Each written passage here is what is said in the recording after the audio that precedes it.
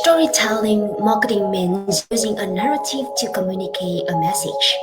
The aim is to make the viewer feel something enough that it will inspire them to take action. Storytelling in marketing helps consumers to understand why they should care about something, and it works to humanize your brand. Join EIY Education Session tonight. We would like to welcome Mr. Rob. He is a presentation skill, storytelling, and a pitch trainer who works with teams to develop their communication.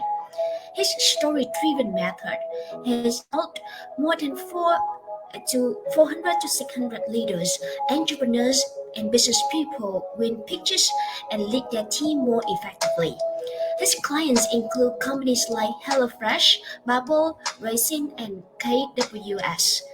Presentation was always easy for him, though, especially in his first job, where the quality of my public speaking skill dictated what he earned. It was sinking or swimming. And then he discovered the power of storytelling and refined his approach with 3,000 presentations over 100,000 people. Now he wants to share his tools and techniques with you. Hello, Rob. Welcome you to EIY Education Session tonight. Hi, Lan. It's a pleasure to be here. Yeah, now let's get into our topic. Why is this topic so important for our audience here to listen tonight, Rob? Well, for me, the topic of persuasion, storytelling, it's all combined. I think it's essential because we live in an era of information overload. And I feel that people are falling back on over-delivering on content, yet not giving clear signals as to what they want people to do with that information, and also not considering the needs of the people who they're talking to enough. And this leads to people getting frustrated because projects get stalled. It leads, and things in life can get stalled as well. And it leads to others, their audience, not feeling listened to. So for me, persuasion it's more than just speaking. It's a more healthy and more effective way that we can be thinking about communication as well. So it means that persuasion is really important in communication. Is it your message? Persuasion? What? Can you repeat the question, please? Sorry. Okay. So the question is, so it means that persuasion is really important in communication. Is it what you mean? Yes, exactly. But let me just clarify a couple of things, because I know the word persuasion can be a little bit distasteful to some people. They think, oh, that's manipulation. It's tricking people to do things. The best way to look at it is you've either got persuasion or you've got manipulation. And I do not believe manipulation is a good thing. Seth Godin defines manipulation as if I get you to do something, but if you knew what I knew, you wouldn't do it. That's manipulation. Persuasion is where we give people the tools to make a better decision, because very often people don't know about the idea that we have, or they've looked at things from the wrong perspective. And if we can help them see a better way and take actions which are going to help the company or help the world, then that's, I think, a really noble thing to be doing. So it means manipulation is more about exploiting the other person to get benefits. Yeah. Whereas persuasion, you should be doing things for the good of your audience, because they should be your priority at all stages in a piece of communication. I see. And what is the correlation between persuasion and storytelling? The problem I think you'll find in a great deal of communication, which is solely based on the facts, is that most topics are far too big and far too nuanced to really give all information. I mean, we work in communication and we're aware that what we bring to our clients, what we bring to the people in our workshops, is a small fraction of everything that there is to learn. And that's going to be true of any piece of communication that you have. You can't give everything. You can only really give people a little block of information. But what you can do to make it work more effectively on its own, because on its own, pieces of information may appear like not nuanced enough or not effective enough, you can wrap it in a story. And the great thing about storytelling is that once people hear a story, they begin simulating what happened in their own head. They begin imagining themselves in that situation. They go into problem-solving mode rather than blank information, just the facts, just bits of data, where what they'll probably do is start wondering whether you're telling the truth or not, are you accurate, and so on. So for me, storytelling is just a way of giving context to dry pieces of information. In fact, there's a really good quote from, I think it's from Sean Callahan, or he may have been quoting someone else, which is that storytelling is data wrapped in context and delivered with meaning. Wow, that's awesome. That is just one sentence, but describe everything about storytelling. Yeah, absolutely. Really, really nailed it. Yeah, for sure. So, since that our topic today related to storytelling in marketing, can you share with us what types of stories appeal to content marketing that a business can consider to add in their marketing content? Well, when we're talking about marketing, when we're talking about public speaking or any kind of communication, it's really it's the same stuff that works. Okay, we're always talking to people and we need to interact with people as people. But I think the most important thing that you can get across with a story in your content, in your speeches, in your emails, whatever, is relevant stories. Because if the story I tell you is so alien to your life experience and you can't see yourself in that story at all, then it won't have the effect that I want it to have. So, yes, storytelling is important, but if I tell you the wrong stories that are irrelevant to you, then it won't have the right effect. It'll, in fact, probably be less attractive than having not said anything at all. Yeah, so the first criteria to choose a story for your marketing content is it should be relevant to your audience. Yeah, and to, of course, what you're talking about. I sometimes see in content, in advertising, stories which are, it's kind of tacky. They include them simply to give some sort of emotional reaction. And emotion definitely has a place in persuasion, in communication, in advertising. It needs to be there. But the moment that it's just there for its own sake and it's not relevant, then it becomes tacky, I think. Can you share with us some examples that you see some businesses use storytelling to manipulate people's mind in their marketing campaigns? So moments when I see things being really tacky. Off the top of my head, I can't think of any actually. If you'd given me some warning, I could have found some probably. But no, off the top of my head, I can't think of like the really bad tacky ones. Oh wait, wait. Who is it? Who did that Pepsi advert when it was at like a protest, and then she walks up to the riot guard and then gives him a can of Pepsi or something? Was it one of the Jenners or something like that? Not. Do you know the one I'm talking about? Yeah, I know the brand Pepsi, but I'm not sure that I remember the story behind. You can share with us the story. Oh, it was sort of meant to be a zeitgeisty moment.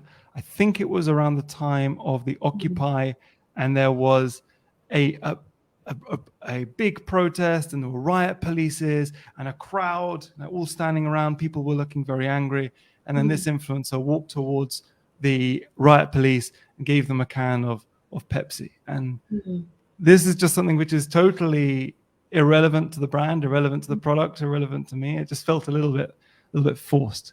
But I think most people, when they're using stories in their own communication, they won't fall into that trap. Like most people can intuitively work out, is this relevant to what I'm talking about, or is it irrelevant to what I'm talking about? I think that I can relate to this. One story I can share that is that I see some brands they use fear to generate a story, and they make the audience feel fearful in order to take action. Yeah, and I mean, fear is a tricky one because you do occasionally need to excite some negative emotions in people to make people take notice of the message that you're talking about.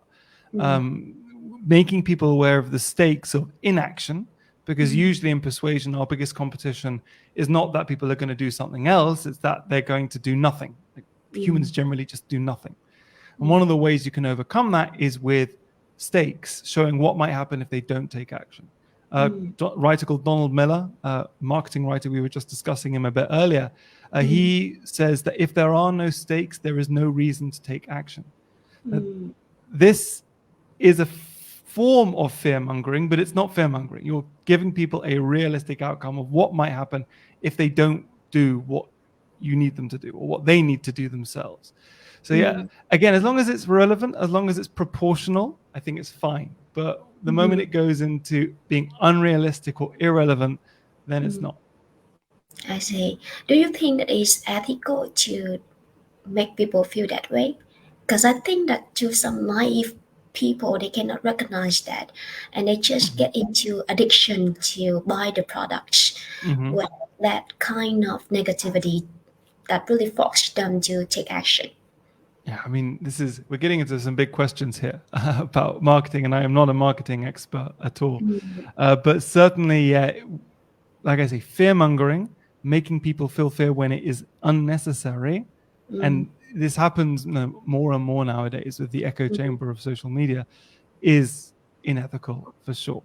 But making people aware of, like, I work mainly in companies, and you're talking to your boss or an executive about taking on a project.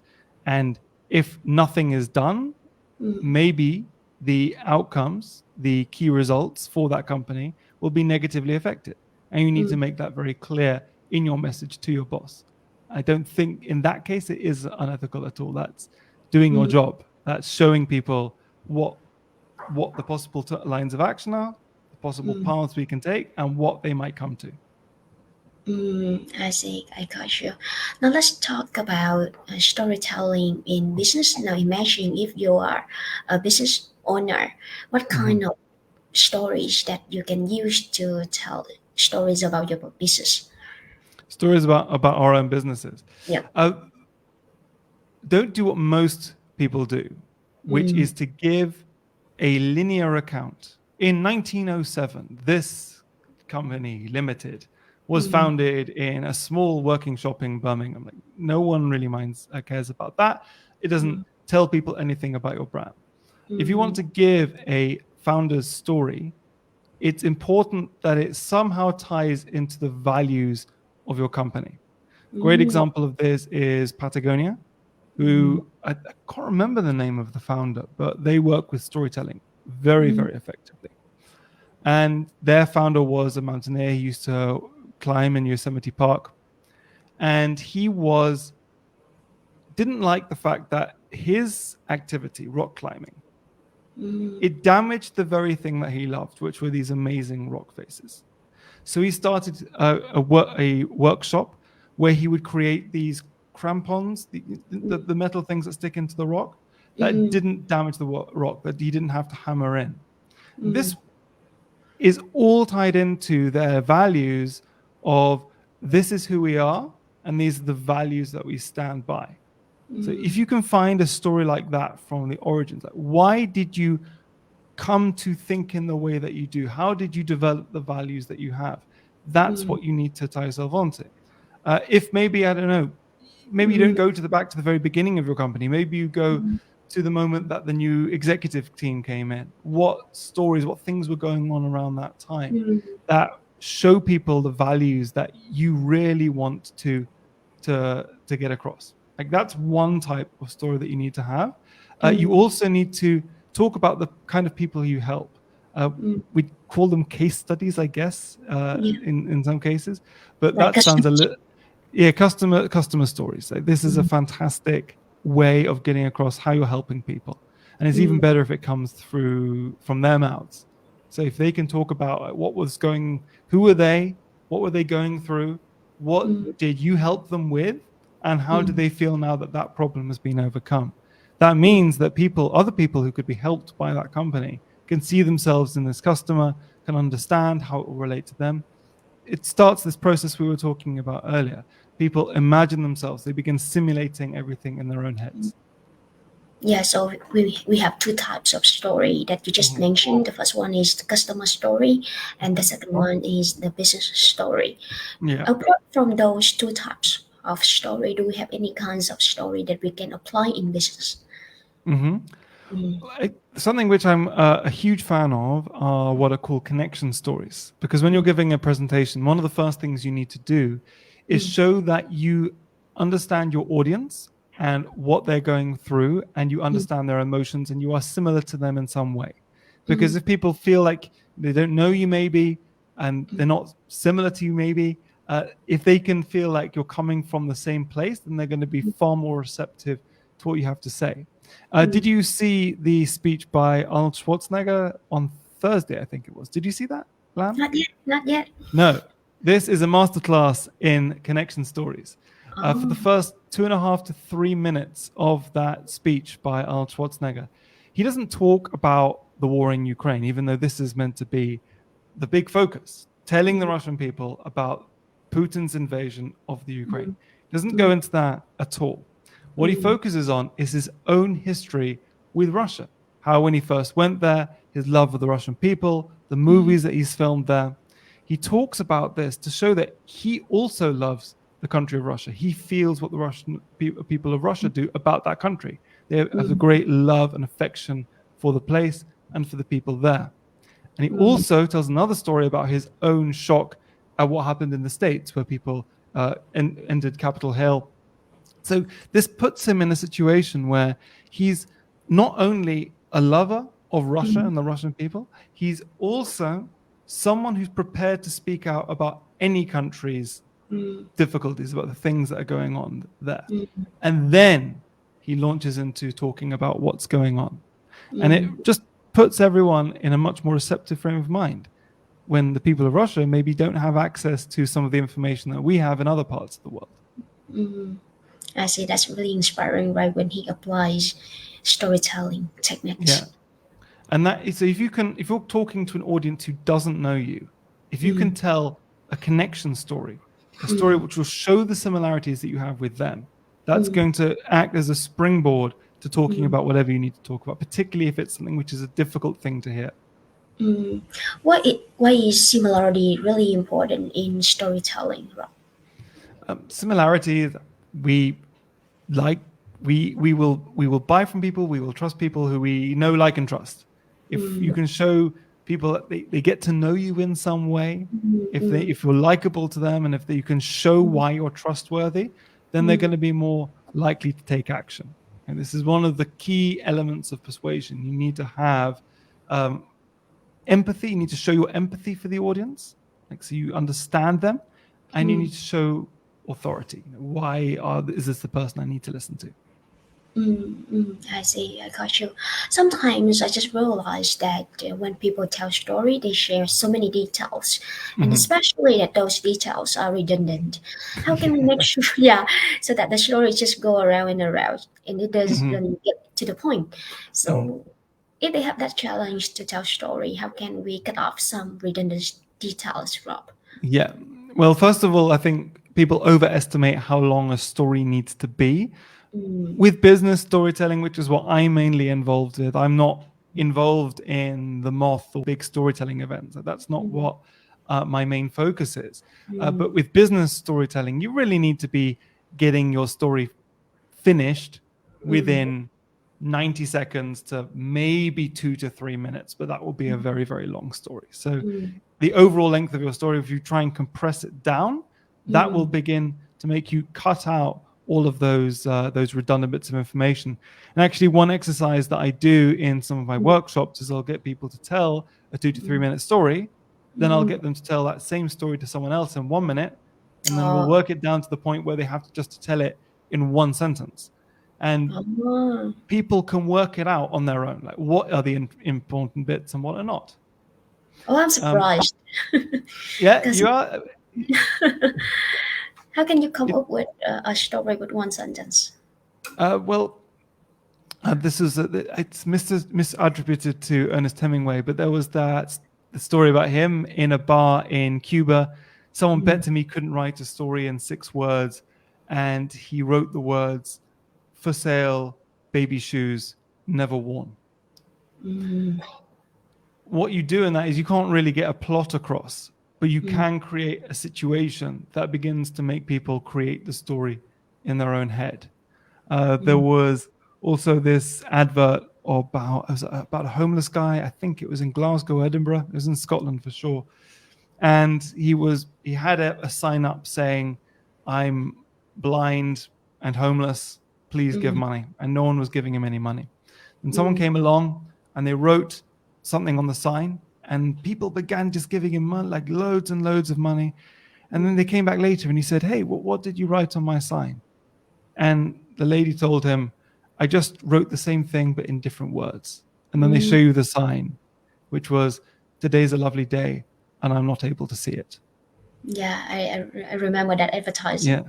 Yeah, it was very, very effective. So telling a story in a sentence, all you can really do is get across the scene, the situation, and give people the space, because as we mentioned at the beginning, people take over the stories in their own minds. They begin to adapt them, morph themselves, put themselves inside it as well. I see, got you. What do you think about the future of storytelling in the world, since that we have AI takes over a lot of activities of our human? So what do you think about the future of storytelling and also public speaking in general? Yeah, well, there is something inextricably human about storytelling. I know there are articles written by AI, but there was an experiment done a few years ago. It was done in the 50s or something, and it was a series of shapes, an animation of some triangles and a square and a dot moving around a screen. And it doesn't mean anything. It's random animations. It doesn't mean anything. But what you can do is you can play it to any human and you can say, "What's the story about what's going on?" And they'll come up with this heroic story about the big triangle trying to take on the little triangle, and they can't compete against each other. They've tried the same exercise with AI, and no AI has yet been able to create that. So storytelling is still something which is human.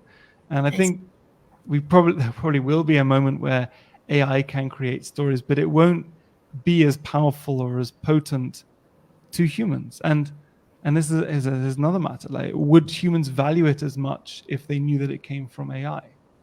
Probably not. Yeah, right. Because I don't think that that emotion is authentic if No, it comes on AI. So that's why that is hard to trust in that absolutely. authenticity of the emotion.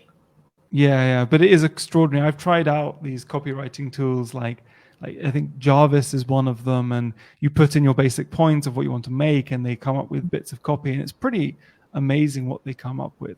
And it's definitely great for things like SEO. But at the moment, it's not got the power that a great story has. I see. What is your final message that you would like to share with us before we finish, Rob? Well, I mean, I probably just take it to the heart of everything I teach in story-driven communication, which is that communication needs to be based on two main principles. It needs to be based on action and empathy. Firstly, action. We're living in the information age. We're all overwhelmed with too much to take in. So unless people can do something with what you tell them, it's best just to leave it out. All communication that isn't actionable is just noise. And two, empathy.